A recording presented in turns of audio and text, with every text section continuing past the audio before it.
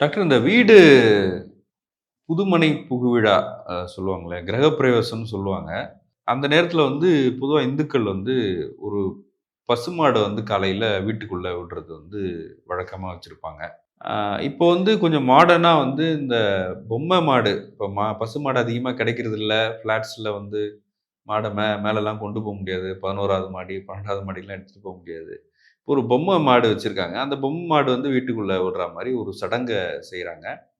அத அந்த அர்ச்சகர்கள் கூட வந்து ஆதரிக்கிறாங்கன்னு வச்சுக்கங்களேன். எப்படி பார்க்குறீங்க இத? கண்டிப்பா அர்ச்சகர்கள் அத ஆதரிக்க தான் செய்வாங்க. ஏன்னா அவங்களுக்கு பொழப்பு நடக்கணும்ல. பசுமாடு இல்லன்னா, பசுமாட்டுக்கு பதிலா பொண்ணு வைக்கிற இடத்துல பூ வைக்கலாம். பசு வைக்கிற இடத்துல பொம்மைய வைக்கலாம். இப்படி ஏதாவது ஒரு சால்ஜாப்பா அவங்க சொல்ல தான் செய்வாங்க. ஏன்னா, அவங்க மதம் அத அனுமதிக்குது தானே. இது இல்லன்னா அது, அது இல்லன்னா இதுன்னு ஆப்ஷன்ஸ் இருக்கு. பட் மக்களோட மனப்பான்மை என்னன்னா, அவங்களுக்கு வந்து நம்ம ஒரு வீட கட்டிட்டு போறோம். அது வந்து சுபமா இருக்கணும், மங்களகரமா இருக்கணும். எதுவும் நிகழ்ச்சிகள் நெகட்டிவா நடந்துறக்கூடாது. அசம்பாவிதம் நடக்கக்கூடாது. அப்படின்ற பயத்தினால, நம்ம இவ்வளோ காசு போட்டு கட்டியிருக்கோம். ஏதோ சுபமா ஏதாவது ஒரு சமிக்கையை கடவுள் காட்ட மாட்டாரான்ற அந்த பயத்தினால, ஏற்கனவே நிர்ணயிக்கப்பட்ட சமிக்கைகள அவங்களே செட்டப் பண்ணி, இத பாரு நல்லது, நல்லது, நல்லது, மங்களம், மங்களம், மங்களம். இப்ப நம்ம வீட்டுக்குள்ள போலான்ற மாரி அவங்க நினைக்கிறாங்க.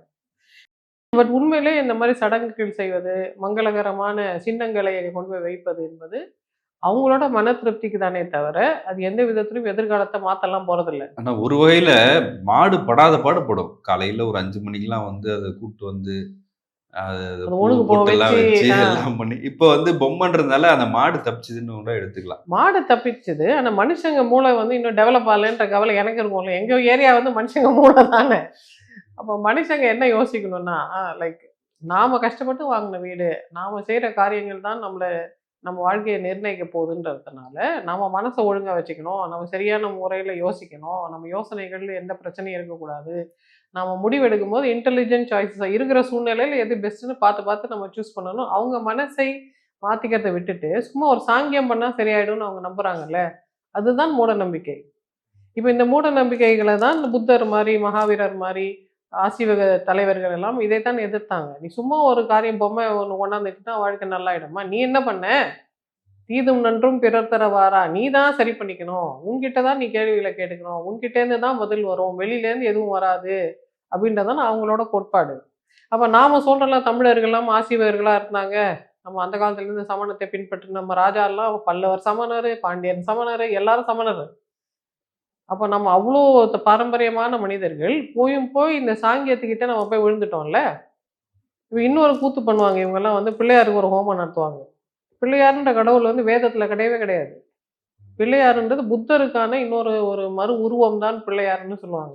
இது நம்பிக்கையின் பேர்ல நடத்துறாங்க. அப்ப அந்த புத்தருக்கு நீங்க எப்படி ஹோமம்லாம் வளர்ப்பீங்க? புத்தருக்கு ஹோமம் கிடையாதுல்ல. அது எதுவுமே தெரியாம யார் என்ன சொன்னாலும், ஒரு புரோகிதர் வந்து என்ன சொன்னாலும் இவங்க செய்துடுறாங்க. இல்ல. அந்த ஓமத்துல கூட வந்து நெறைய பொருட்கள் போடுவாங்க. அது வந்து சைனஸ் எல்லாம் குறைக்கும். அது மூச்சு அப்படிதான் விட இவங்க அத நல்லது. மார்க்கெட்டிங் பண்ணுவாங்க. அட்வர்டைஸ்மென்ட் பண்ணும்போது எது வேணா சொல்லிக்கலாம்ல. அது மாரி எது வேணா சொல்லுவாங்க. வீட்ல இருக்கிற கிருமிகள்லாம் அ செத்துரும். கொசு வராது, கொசு வராது. காசு வரும், மகாலட்சுமியே வந்து நிப்பா அப்படிலாம் சொல்லுவாங்க. பட் இது எதுவுமே வாழ்றவங்களுக்கு தெரியும், வாழ்க்கை வாழ்ந்தவங்களுக்கு தெரியும். நாம ஒரு பூஜை பண்றதுனால நன்மை, தீமைகள் வரப்போறதில்ல.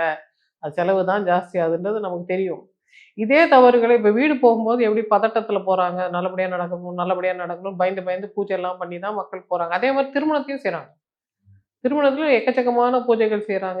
எக்கச்சக்கமான சாங்கியங்கள் செய்றாங்க. இந்த நாட்டு சாங்கியம் போறாதுன்னு வடநாட்டுலேருந்து ஹல்தி ஒண்ணு, சங்கீத் ஒண்ணு, அது ஒண்ணு, இது ஒண்ணு எல்லாத்துக்கும் ஃபோட்டோ போட்டு Instagramல ரொப்பிடுறாங்க. அதுக்கப்புறம் ஹஸ்பண்ட் ஒய்ஃப்க்கு இவ்வளோ இஷ்யூ இருக்கு. கல்யாணம் ஆகி 1 வாரம் கழிச்சு, 1 மாசம் கழிச்சு, 6 மாசத்துல, 1 வருஷத்துல கன்சல்டேஷன் வராங்க. இத தானே முதலே பண்ணியிருக்கணும். இத செக் பண்ணாம நீங்க என்னத்துக்கு கல்யாணம் பண்ணீங்கன்ற கேள்வி எங்களுக்கு வந்துரும்.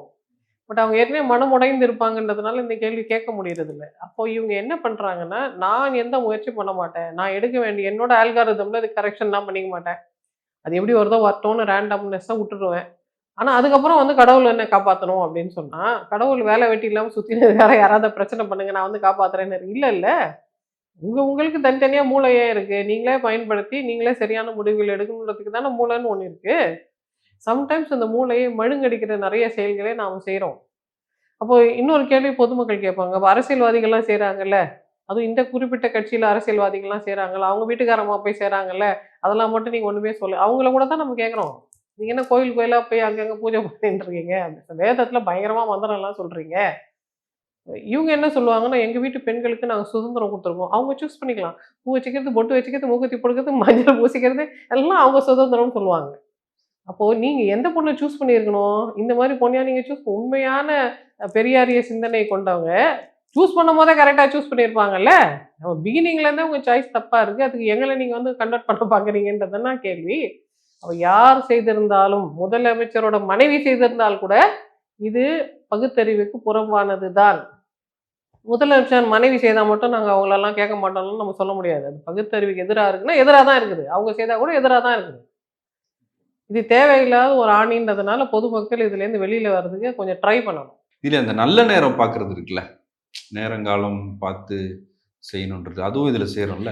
நேரம் காலம்ன்றது மனிதர்கள் எப்படி அவங்க கடைப்பிடிச்சிருப்பாங்கன்னா, அந்த காலத்துல பருவத்துக்கு ஏத்த மாரி தானே பயிர் செய்வாங்க. இப்ப மழை பெய்யும், அப்ப பனி இருக்கும், இப்ப வெயில் அடிக்கும் அப்படின்றத பார்த்து தானே எல்லாம் செய்திருப்பாங்க. அதற்கான நேரங்கள் தானே அவங்க பார்த்துருப்பாங்களே தவிர, இது காலையில சாப்பிடுறது, மத்தியானம் சாப்பிடுறது, இப்ப வெயிலுக்கு ஏத்த மாரி இது உஷ்ணகரமான பூமின்றதுனால, அந்த வெயிலோட சூழ்நிலைக்கு ஏத்த மாரி தான் அவங்க வாழ்க்கைய அமைச்சிருப்பாங்க. இன்னைக்கும் விவசாயிகள் அப்படிதான் வாழ்றாங்க. கிழக்குல போனா என்ன வரும்? கருத்து இருக்கா? வெளுத்து இருக்கா? மேகம் எப்படி இருக்கு? எத்தன மணி நேரத்துல மழை பெய்யும்னு அவங்களால கரெக்ட்டா சொல்ல முடியும். அதே மேகம் கும்முன்னு இருக்கு. ஆனா சூடா இருக்குன்னா மழை பெய்யும்ன்னு சொல்லுவாங்க. ஜில்லுன்னு இருந்தா மழை பெய்யாதுன்னு அவங்க சிட்டில இருக்கவங்களுக்கு தெரியாது அது. வில்லேஜ்ல இருக்கவங்க எக்ஸாக்ட்டா அத பிரெடிக்ட் பண்றாங்க. ஏன்னா அவங்களுக்கு தெரியுது பருவத்தை அவங்களால கணிக்க முடியுது. அதனால இந்த சமயத்துல இது செய்தா சரியா இருக்கும்னு அவங்க சொல்லியிருப்பாங்களே தவிர, அதற்கு அப்புறம் தான் இது ஜோசியத்துக்கிட்ட நம்ம தொலைச்சிட்டோம். இப்ப எவ்வளோ பேர் ஜோசியம் பார்த்து நெறைய செய்றாங்க தெரியுமா? எக்ஸாம்ல காலங்காத்தால 6 மணிக்கு கொண்டு போய் குழந்தைய உட்கார வச்சுருவாங்க. ஏன்னா அப்பதான் நல்ல நேரம்னு. அதுக்கு 10 மணிக்கு தான் எக்ஸாம் இருக்கும். அந்த 4 மணி நேரத்துல அந்த குழந்தை வாடிடும். அதுக்கப்புறம் எக்ஸாம் எப்படி எழுதும்?